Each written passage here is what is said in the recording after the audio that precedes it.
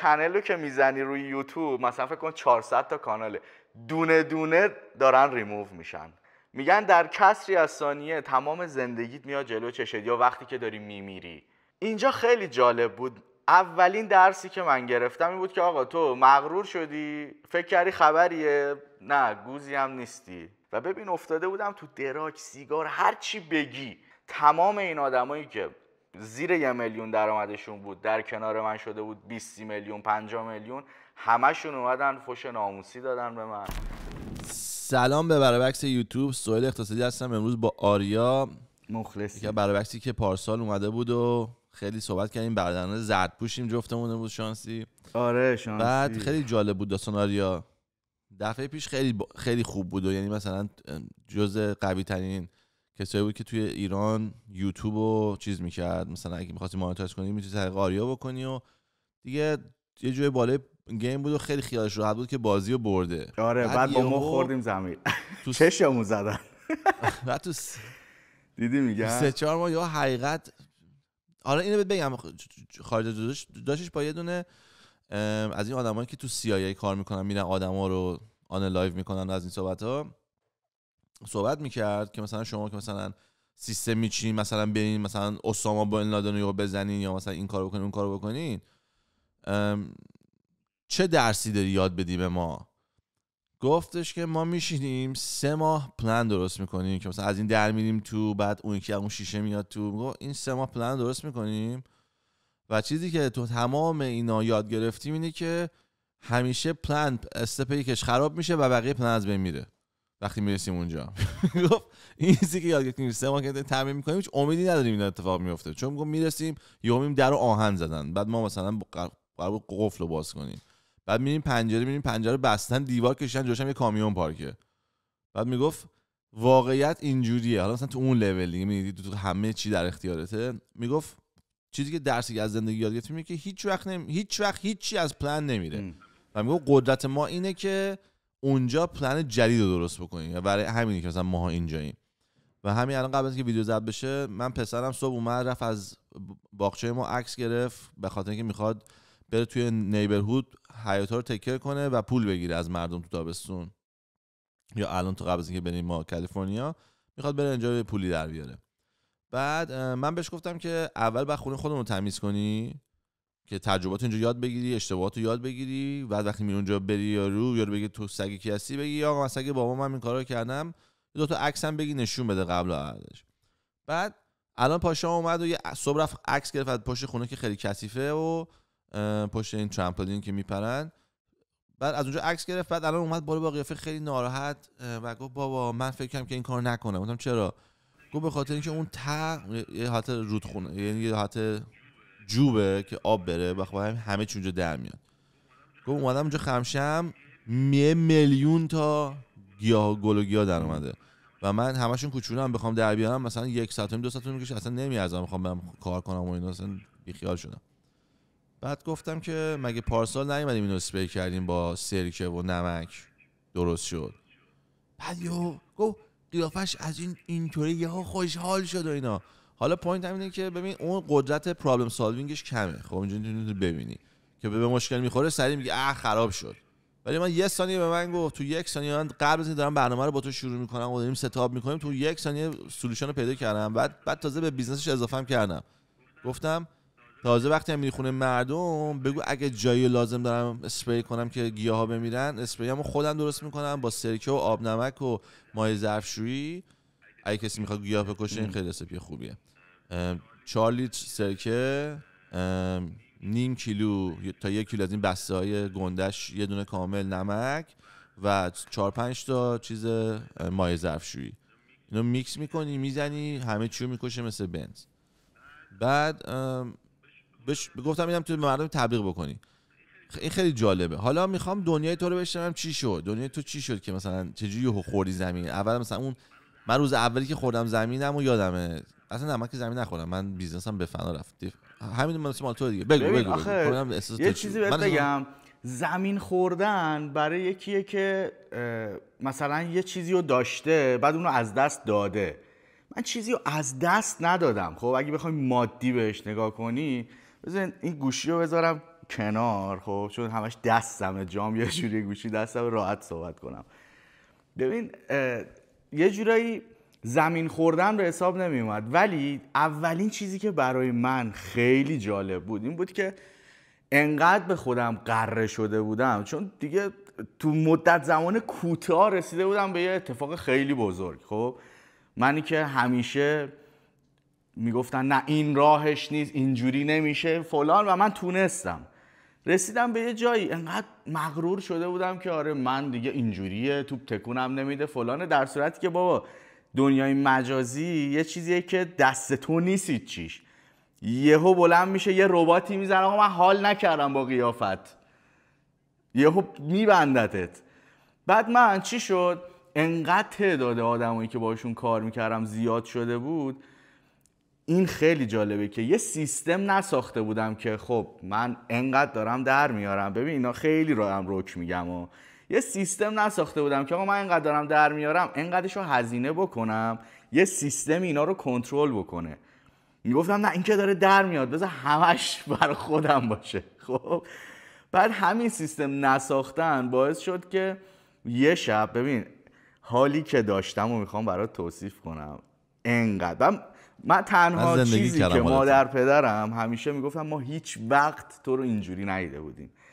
یه شب ساعت 1 شب بود، خب فکر کنم مثلا 400-500 نفر داشتن با من کار میکردن، بعد همه چی ردیف، من خواب بودم، حالا دارم ساختمونم میسازم زیر بدهی سنگین، اصلا یه وضعی حساب کرده بودم عجیب غریب. بعد هیم بابای من یه آدم، من اصلا یکی از دلایلی که خونم رو جدا کردم از خانوادم همین بود، خانواده من همش حالا اگر به مشکلم، یعنی همش دنبال این بودن که من به مشکل بخورم، میدونی، یعنی گوشه ذهنشون هی اینو میگفتن بابا نگو، اصلا درونت بکش اینو نگو، هی اگه به مشکلم خوردی اشکال نداره، تو مثلا باره تو بستی، بابا چی داری میگی اصلا، هی چرا اینو میگی، تو مخ من میری. حالا یه شب من ساعت 1 شب بود، یکی از بچه‌ها که اسم نمیارم زنگ زد گفت سلام خوبی؟ من یکی از کانالام پریده. چی شد؟ چرا کانال من پرید؟ گفتم که نمیدونم، خب پیش اومده بود دیگه، مثلا یکی به مشکل میخورد کانالش میپرید. گفتم که خب شده دیگه. قطع کردیم، 5 دقیقه بعد زنگ زد گفت اون یکی کانال من پرید. ببین این چیزی نیست که واقعا هیچ کدوم از بچهای یوتیوب بیان بگن ولی میخوام به یه نتیجه‌ای برسیم. یه ذره استرس منو گرفت، گفتم بازم نه، این یه کاری کرده جیمیلش به مشکل خورده، اکانتاش داره میره. دیدم یه نفر دیگه زنگ زد، داداش اکانت من اینو نگفت، من دستام میلرزید، لپتاپو باز کردم. ببین این ویو آل چنل رو که میزنی روی یوتیوب، مثلا فکر کن 400 تا کاناله، دونه دونه دارن ریموو میشن. و ببین من اصلا ببین همون دقیقا تمام اعتباری که تو این سالا ساخته بودم دونه دونه داشت میپرید و هیچ اصلا گوشیمو که دیگه همینجوری 100 تا میسکال بود از آدمهای مختلف. حالا بازم میگم جلوتر چیزایی میخوام بهت بگم باورت نمیشه. همین اتفاق که داشت میافتاد من هی داشتم کنترل، هیچ کاری دیگه اصلا بر نمیومد، اصلا هم نمیدونم مشکل از کجا بود، چون واقعا مشکلی نبود که این اتفاق بیفته و اینجا بود که فهمیدم تو ایران این که ما نمیدونم کانال فلان نمیشه بیزن، اینا همش کشکی بیش نیست. من همه سیفتی ها رو رعایت کرده بودم، همه چیو، هر چیزی که به امنیت مربوط بود. همین اتفاق که افتاد، بعد من یه اتفاق خیلی عجیبی برام افتاد. یه حساب داشتم توی اروپا که همه درآمدا پولا می اومد اونجا، یه ناتیف اومد که your bank account نمیدونم چی بلاکت، یعنی پولا هم بلاک همه اینو که دیدم. دیدی DMT نمیدونم من شنیدم نزدم، میگن در کسری از ثانیه تمام زندگیت میاد جلو چشت، یا وقتی که داری میمیری میگن انگار برات مرور میشه همه چی. ببین دقیقاً تو 1-2 ثانیه برای من مرور شد که چه اتفاقاتی داره میفته و همونجا من صورتم یه وری شد، کف کردم، بیهوش شدم. ببین چی شد، من اصلا فقط صحنه بعد این که یادمه 9 صبح من بیهوش اومدم، گوشیم خاموش شده انقدر زنگ خورده.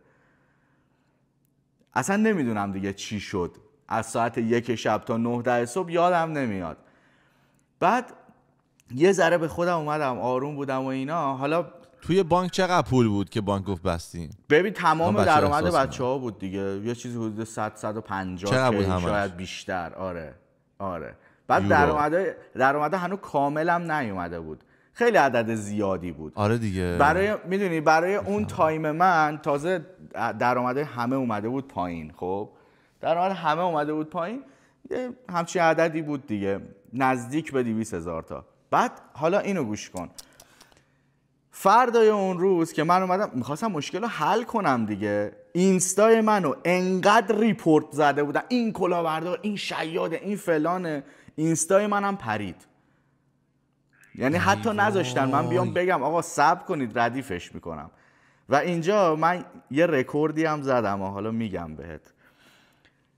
اینجا خیلی جالب بود. اولین درسی که من گرفتم این بود که آقا تو مغرور شدی، فکر کردی خبریه، نه گوزی هم نیستی.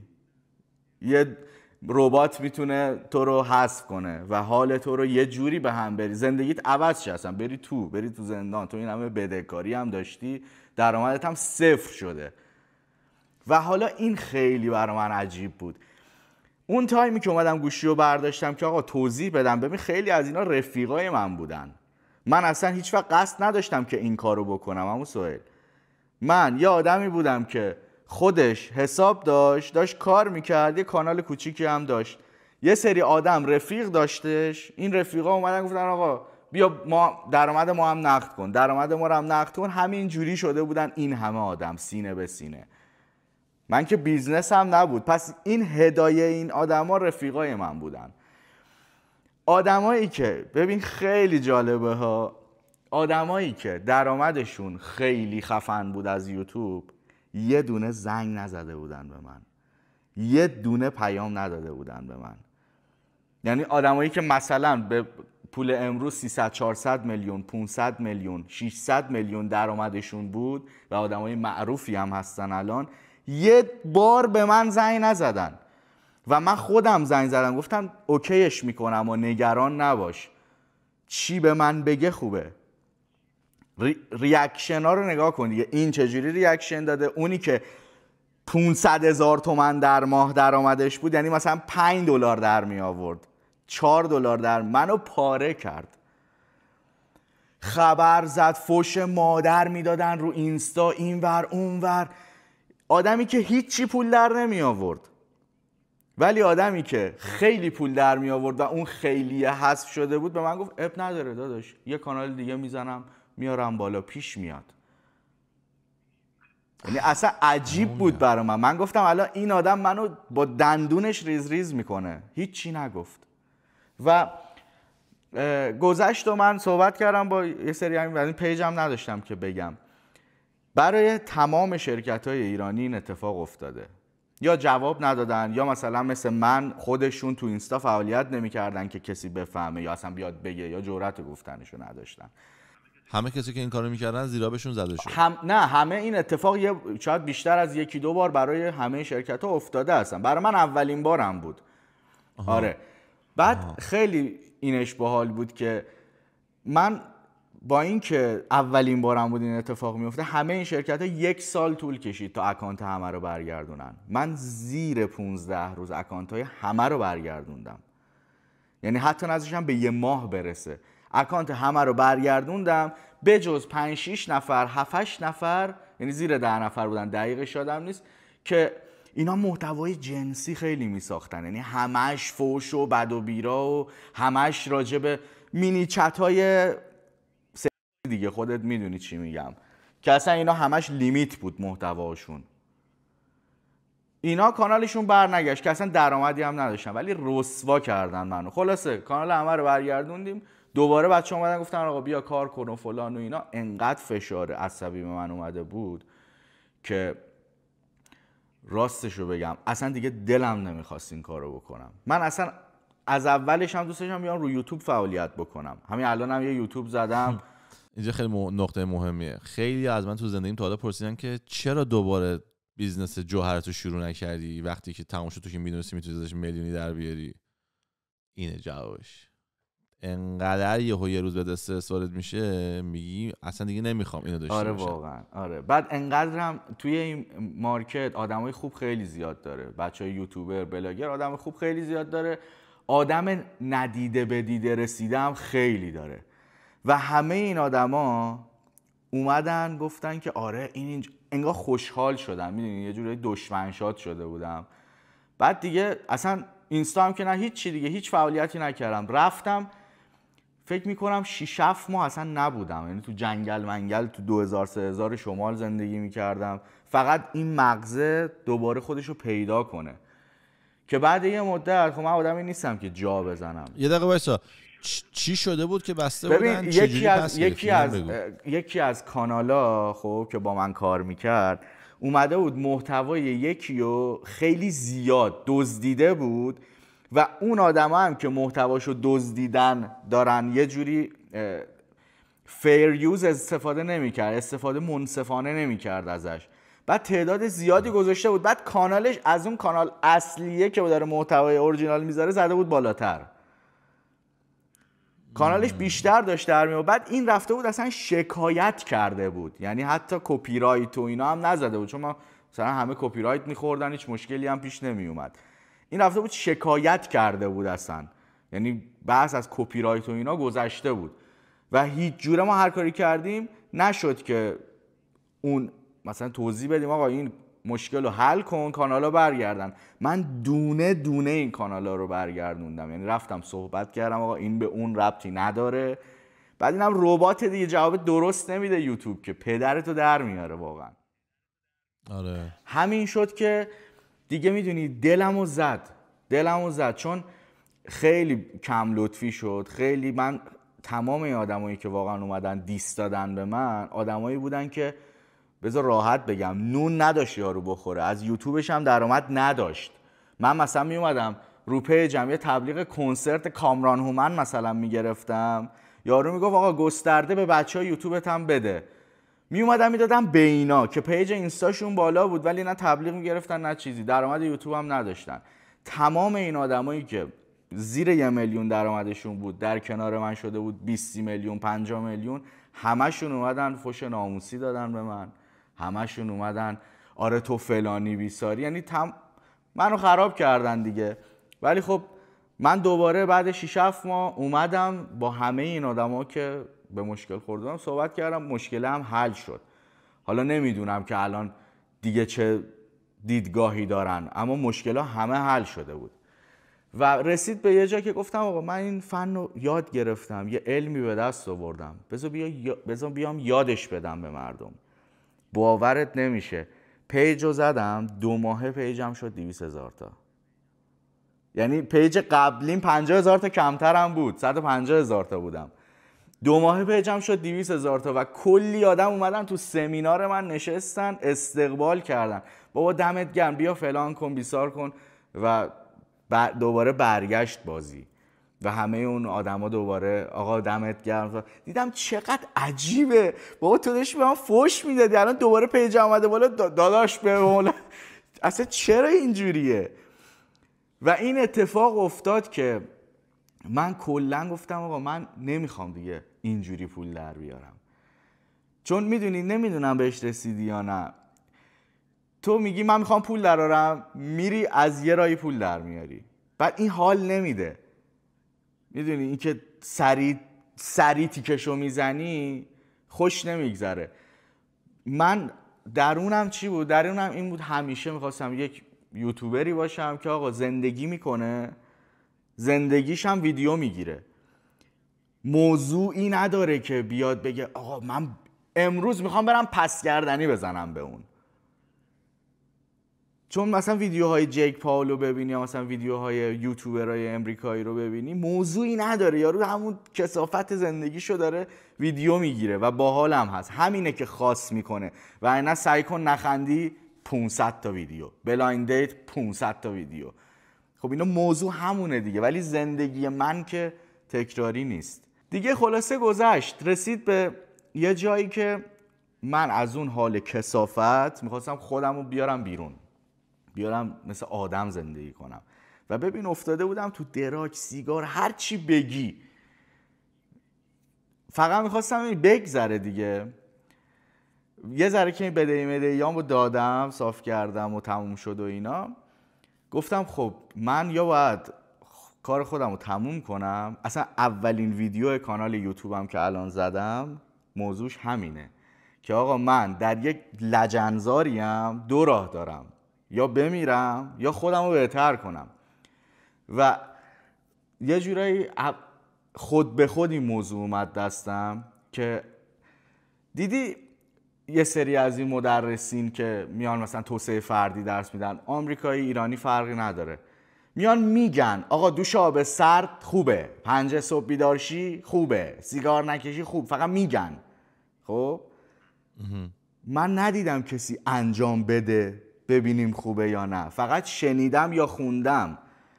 یه ویدیویی ندیدم که یکی یه هفته انجامش بده بعد ریزالت بده، نتیجه بده. آقا این اصلا چرا دارن میگن خوب نیست، 5 صبح بیدار شی خوب نیست. من گفتم خب حالا من میام اینا رو از اینا یاد میگیرم، خودم انجامش میدم. این هم آدم تو ایران و امریکا دارن میگن چی خوبه چی بده، چجوری حالت بهتر میشه، من میام انجام میدم. هر روزم هم الان دارم ویدیو میگیرم و جمعه به جمعه طول هفته رو میذارم. موضوع کانال شد اصلا یه آدمی که میخواد توسعه فردی داشته باشه و داره از اون لجنزار خودش رو در میاره. کانالم شد این و الانم هر روزم رو دارم ویدیو میکنم. خیلی هم حالم باش خوبه، خیلی. نه پول در میارم نه کانالم 100 تا سابسکرایب هم نداره الان، میگم تازه زدم، ولی انقدر عشق میکنم با کاری که دارم میکنم که همینه دیگه. ما پول در میاریم که حالمون خوب باشه. من پول در میآوردم حالم خوب نبود. آریا من به 3 نفر همینو اینجا گفتم، به 3 نفر آدم گفتم آقا شما تازه اومدین کانادا، این کارو بکنین. آقا روزی 10 دقیقه کانتنت کرییت کنین. صبح خواب بلند میشی بذار بگو ساعت این خواب بلند شدم، صبحونه تو بگو صبحونه اینو خوردم، بعد داری میری بیرون بگو رفتم اینجا، رفتی سر کار بگو انقدر پول درآوردم. نه من خانواده‌ام ببینه من مثلا غذا میبرم در خونه مردم خوب نیست، من فلان. من به دوست سخن گفتم میدونی همه سری میرن تو این چیزی که قراره قضاوت بشن. میگم بابا تو اینو به اون یه دونه چیز نگاه کن که اگه تو توی موفق بشی چی شدی، اگه موفق نشی یه هیستوری خفن از لایفت داری که هیچ وقت ریگرتش نمی‌کنی. وقتی بزرگ شید 50 سال بشه یا هنوز بدبختی که دیگه با بدبختی اوکی، یا پولدار شدی که نگاه می‌کنی میگی ببین من بدبخت، یعنی با پراودی میگی من موتور خراب بودم اینجا رسیدم، یعنی تازه میری بالا با پراودی اینا تازه میگی، یعنی ضرر نداره برات. ولی من 10 نفر اینو من گفتم به جون مادرم دارم میگم، چون من زندگیم من خواستم خودم این کارو بکنم. خب اصلا من خونم همه دوربین داره، دلیلی که من خونم مثلا 20 تا دوربین داره توش، همه از یه جایی مثلا بابا الهی بار خورده زمین از 3 زاویه دارم، موقع پله افتاده زمین از 3 زاویه دارم. میدونی داشتیم بازی میکردیم، یکی گفت آلین، بعد یکی گفت کارتا روی کردم باخ، گفت من نگفتم آلین، از 2 زاویه بهش نشوندم که داره میگه آل این. میدونی واسه همین خونم. ولی چرا دوربین زدم نه به خاطر اینکه این رو تو بگم، خونم اتفاقای جالب میفته دوست داشتم اینا رو ضبط کنم. خب برای همین چون خونه من همیشه هپنینگ بود. بعد وقتی بچه دار شدم این خاموش شده، خاصی نیست. صبح بالا میشم بچه‌ها میرن مدرسه، میام خونه تا ساعت 2 اینا بچه‌ها مدرسه میارن، بعد میرم کلاس کاراته میام. انقدر بورینگ خودم حوصله ندارم ببینمش، چه برسه بخوام ضبط کنم واسه کسی. پس برای همین اونش از دست داده. منم که کار نمیکنم که روش چیزی صحبت کنم، اینو ندارم. یعنی دیدم برای من احمقانه هر روز صبح بلند شدم میگن خب بچه‌ها ساعت 8 از خواب بیدار شدم، خب بچه‌ها ساعت 9 ترتیب خانوممو دادم، خب بچه‌ها ساعت 10 دارم دوبی میزنم و فیلم نگاه میکنم، خب بچه‌ها ساعت 10 شب شد دارم دوبی خاموش میکنم برام بخوابم و اینا رو ریپیت. خیلی باحاله. خب چی دیدن داره؟ نه خیلی باحاله اتفاقا. ببین یه چیزی بهت بگم عمو سهیل، من خودم همیشه فکر میکردم که چرا یادم نمیاد این کار رو بکنه. وقتی خودم شروع کردم به انجام دادن فهمیدم و خب من توی این مدت فقط تدریس کردم، یعنی دیگه اصلا از ارتباطم با تعداد آدمای زیاد دیگه خسته شدم، مخم نمیکشید واقعا. بعد اومدم تدریس خصوصی کردم. یه جواب جالبی رسیدم که آدما چرا این کارو نمیکنن. ببین اینستاگرام و تیک تاک آدما رو بد عادت. یوتیوب درس میدی؟ یوتیوب درس میدی مردم یا چجوری آنلاین باشن؟ اینستاگرام و یوتیوب رو خب برای کسایی که مثلا میخوان شروع کنن، هم الگوریتم هم اصول محتوا سازی که آقا اصولش چیه. چون ببین یوتیوب الان دیگه یه مهارته، اینستاگرام یه مهارته دیگه، فرصت نیست. یه زمانی دنیا جهانبخت اومد ترکوند شد 15 میلیون. الان مثلا فاطیما اصغرنژاد مثلا الان میبینی یکی در میاد معروفه مثلا یه اسم چرت و پرت، مثلا این بیاد نمیتونه، اگه غیر اصولی کار کنه نمیاد بالا. باید بدون قلاب محتوایی چیه، باید بدون راجب چی حرف بزنه، گزافه گویی نکنه، هزار تا داستان داره. و من به یه نتیجه رسیدم، انقدر که اینستاگرام و تیک تاک آدما رو فست فودی کردن، رو یوتیوب دیگه نمیتونن آدما محتوا بسازن، چون باید صبوری کنه. اینستاگرام و تیک تاک اینجوری که تو هی محتوا میندازی، یکیش میگیره میترکه میره بالا. ولی یوتیوب اینجوری نیست، تو باید استمرار داشته باشی. بعد از یه مدت درسته شانست میزنه، ولی اگه بازم از اون قاعدش بیای بیرون، یعنی تو پادکست میزنی بعد بیای ولاگ بزنی بعد بری آشپزی بزنی، نمیشه. ولی اون هچل هفته رو اینستا هم بزنی میگیره. برای همین آدما هم کم طاقت شدن. ببین کسی الان نمیتونه بیاد 10 دقیقه یه رو 20 دقیقه میگه من چی بگم 20 دقیقه، حوصلش نمیکشه. اینو رکورد کن، بعد بیا ادیت کن، بعد وقتی که میاد تو کار انجام میده میبینه راحته، میبینه که چقدر خوش میگذره بهش. بعدم ببین شما میگی من پیشنهاد دادم به یه سریا، باید علاقه هم باشه دیگه. من عاشق تولید محتوا رو یوتیوب بودم. دلیل اینکه نیومدم این بود که دنبال پول زود هنگام بودم، زودتر پول در بیاد که به یه آرامشی برسم، بتونم تو خونه زندگی خودم تولید محتوا بکنم دیگه. من نه خونه درست حسابی مثلا داشتم، نه ماشین، هیچی نداشتم. همه اینا رو باید به دست می آوردم. تا کمالگرایی هم بده ها، شاید اگه اون موقع شروع میکردم بهتر جواب میداد. ولی الان راحتم دیگه. صبح بلند میشم میدونم برنامه‌ام چیه. تو خونه بابات که خواب بیدار میشی، بابات اعصابش خورده، پدر سوخته برای چی اینجوری، میرینه تو مخت، تو اصلا نمیتونی بری جلو دوربین. یا مثلا غذا میخوای، همه اینا میشه تولید محتوا دیگه. تو غذا چی درست میکنی، کی ورزش میکنی. بعد ببین ما خودمونم تو سن کم شروع کردیم. تو اون سن کم من روم نمیشد بیام بگم بابا من علف میزنم، بابا من مثلا فلان، نه پسر عمم نبینه فلان، بابام نبینه. الان دیگه مهم نیست که آقا ما این کثافت کاری ها رو کردیم، الان هم داریم میگیم خوب بوده یا بد بوده، مسیرمون این شده.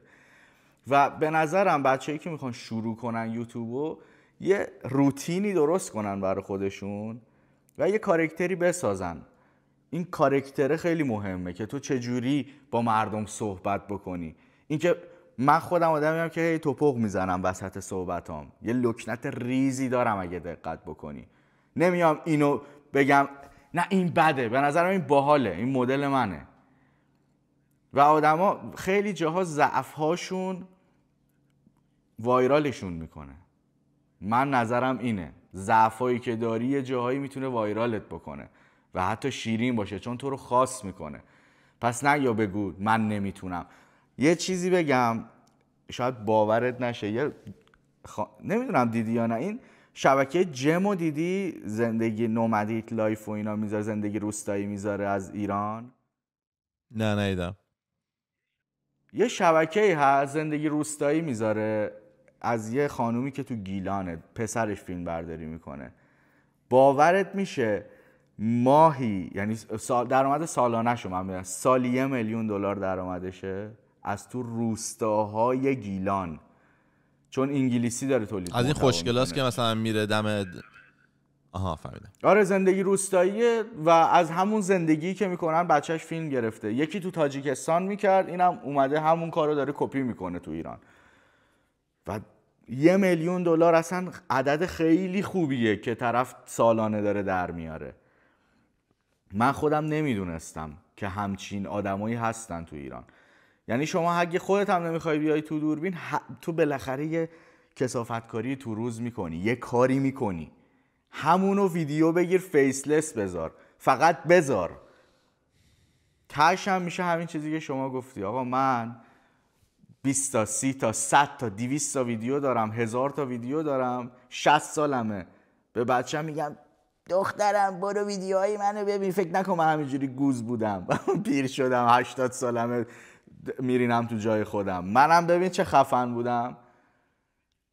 خیلی باحال این دیگه، ولی نمیکنن آدما، نمیدونم هم چرا. ببین حرفات انقدر جالب بود، من خودم یه خورده حشر شدم که این کارو بکنم. یعنی نمیگم میکنم، ولی یهو دیدی یه دونه یوتیوب زدم به اسم مثلا سوال اقتصادی 365، بعد جز هر روز یه دونه ویدیو آپلود میکنم که دیروز چیکار کردم. من مشکلم پارت ادیتشه. من آدم عجولیم. مثلا میدونی بعد دوربینو ورداری پایشو بذاری، ولی میگم الان از این دی جی های خریدم که فیس ترکر داره، بزنم رو خودم تا راه برم تو اتاق، یعنی زر میزنم فقط، یعنی از نظر کمبودی و حوصله زر دارم میزنم. چون این گو بذاری هر جا تا بگی آقا منو دنبال کن، میتونی برقصی، این یارو دنبالت میکنه انگار مثلا فیلم برداره، مثلا یه آدم معروف اومده ازت فیلم میگیره. صداش هم که میگم عالیه، میکروفونش خوش پیک میکنه، گردنی هم داره، بخوام برم بیرون که کانکت میکنه، فقط روشن میکنی، باتریش 6 ساعت میمونه، 11 ساعت فیلم میتونی ضبط کنی باهاش. یعنی اصلا واقعا هیچ نوع ضعفی ندارم. مشکل ادیتو دارم که الان من این ویدیو رو گذاشتم، حالا باید برم بشم خودم ادیت کنم، چون اگه بفرستم دوباره برام ادیت کنن اون چیزی که من میخوام نمیشه. این چیزی که من این دفعه که تو بیزنسی که بودم یاد گرفتم. یعنی من اگه میخواستم این کار دوباره شروع کنم میگفتم خودت باید ادیت کنی. خودم هم شروع کردم ادیت کردن، ادیتم هم خوب بود، رو کنگو شادی انداختمش اینجا. خب برای اینکه من ایده‌های باحال دارم، مثلا یه چیزی که مثلا یارو میگه اونجا مثلا یه چیز خنده‌دار زیرش میتونم بنویسم بندازم، وقتی کسی ضبط واسم ادیت میکنه همه اینا از پنجره میره بیرون. واسه خیلی از این موضوع بدم میاد. من خودم الان ادیت میکنم دیگه ویدیوامو. چقدر طول میکشه؟ ببین میدونی من چجوری، بذار یه تریک بهت بگم. من خودم مثلا یه هفتم 3 ساعت مثلا تایملاین ویدیوم میشه، 3 ساعت میشه رکورد میکنم. از این 3 ساعت من میخوام 20 دقیقه نیم ساعت مفید درارم، میام رافکاتاشو میشینم آخر هر روز خودم میزنم. همین الان بهت نشون بدم داشتم الان کار میکردم، میام رافکات میزنم. آقا من این تیکه ها میخوام باشه، مثلا 25 دقیقه در میاد، 25 دقیقه رو میفرستم برای ادیتورم، میگم آقا این 25 دقیقه رو موزیک زیرش بذار، موزیک نو کپی رایت زیرش بذار، نمیدونم افکتاشو بده، یه جاییش هم که تو از دید مخاطب اسم میکنی چرته حذف کن. 22 نیم دقیقه مثلا به من مفید میده، ادیت شده درست. ولی بازم خودم گفتم کجاهاش باشه کجاهاش نباشه و اون دیگه میدونه. بعد 3-4 تا ویدیو سبک دستش میاد دیگه. من ویدیو رو نگاه نمیکنم اگه خودم درست نکنم. نمیشم مثلا 40 دقیقه دوباره نگاه کنم کاری که دیروز کردم ولی اگه خودم ادیت کنم میبینم. خب ادیتشو که میگم دیگه، رافکاتاشو خودت زدی دیگه، یه سری جینگولک بازیاشو میدی دیگران میکنن که اونا وقت گیره. رافکات که سری تونتون میره جلو، میگم اینجا میگم راست میگی، چون فیلم سینمایی که نیست که مثلا صبح بلند میشم میگم این اصلا صبحونه ولاگ خیلی هم ادیتش راحته. اینو بعدم نمیاد. میدونی چرا؟ ببین یه تجربه‌ای هم که من دارم، کانال قبلی من که به یه اسم دیگه بود، من همینجوری پشت میز میشستم حرف میزدم. پشت میز چشم مخاطب به لحاظ تکنیکلی بخوام بهت بگم، چشم مخاطب خسته میشه. هی باید عقب ببرید جلو بیارید تصویر رو، مثلا من دارم حرف میزنم تصویر رو منه، شما داری حرف میزنی تصویر رو شماست، چیزی که مخاطب میبینه. ولی هی باید عقب جلو بری، یه سری افکت بیاد و اینا. ولی ولاگ یا زندگی روزمره دوربین دستته، تو دوربین داره حرکت میکنه دیگه، تو اونقدر نیازی نیست که دوربین عقب، فقط تیکه تیکه هاشو بزن. آقا من اینجا حرف زیاد زدم این قطع شه، اینجا حرف زیاد نزدم این قطع شه. خیلی راحته، یعنی فکر نمی کنم ادیت هر روزت. بعدم اگه میخوای دیلی بذاری، شما دیلی nemiتونی مثلا نیم ساعت 40 دقیقه مفیدت تو روزت در بیاری.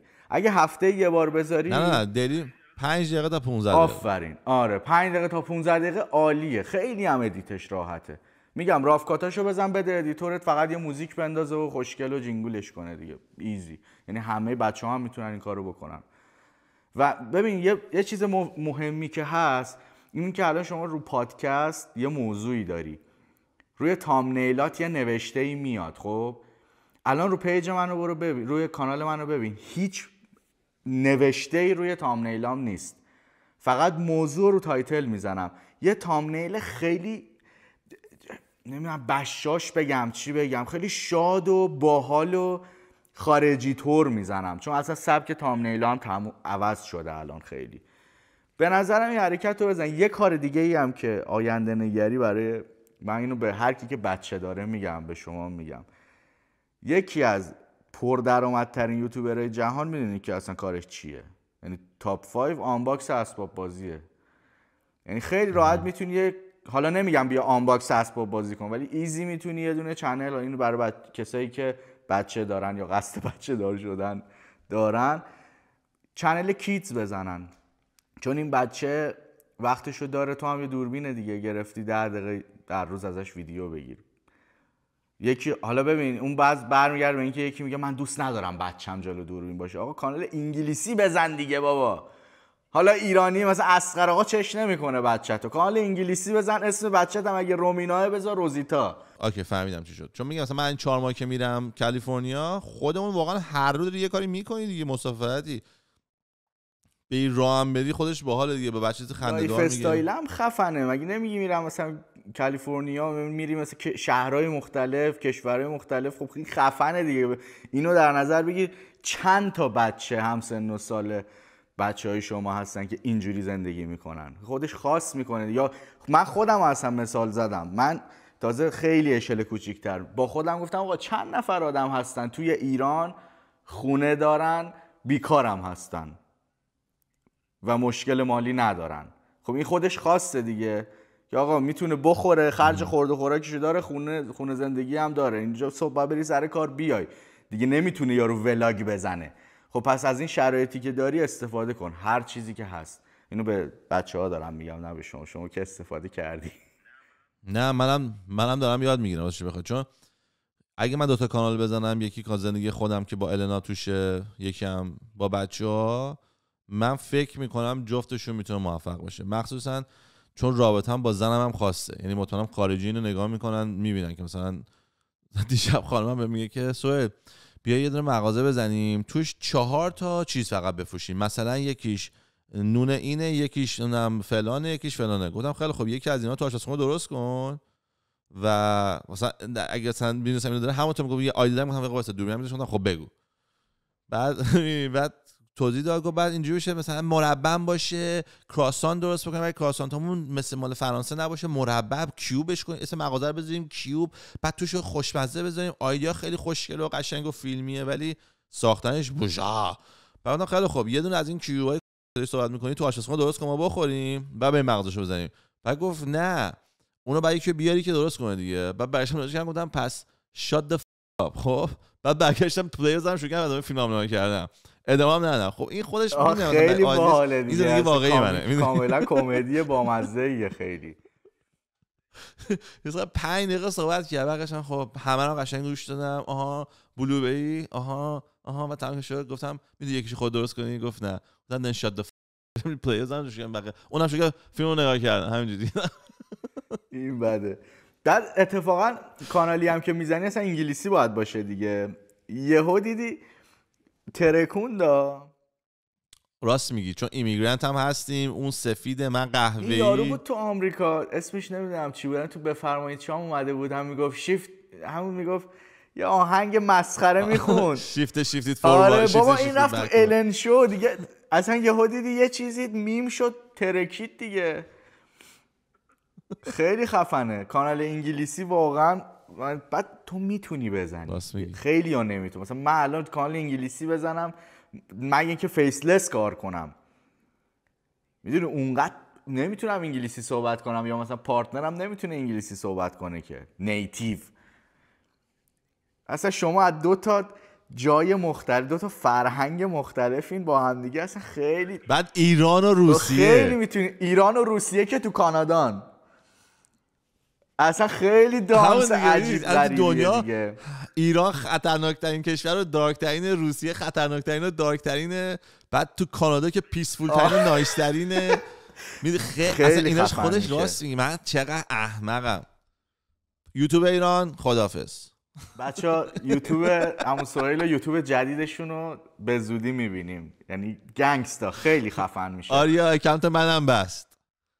من الان برام واسط فوش میزنم رو اینستاگرام به خاطر آریا اکانت یوتیوب من بسته شد. او الان دوباره هیچی دیگه. فوشای خار و مادری که به سمت ما میاد.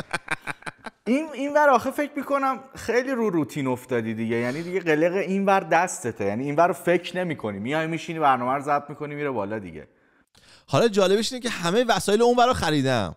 میدونید 7-8 تا دوربین دارم که واسه کارهای بیرونی، 7 تا میکروفون دارم. آخه مادر ارز 7 تا میکروفون تو بفرمایید شام 7 تا میکروفون ندارن، 4 تا دارن. عجب بابا.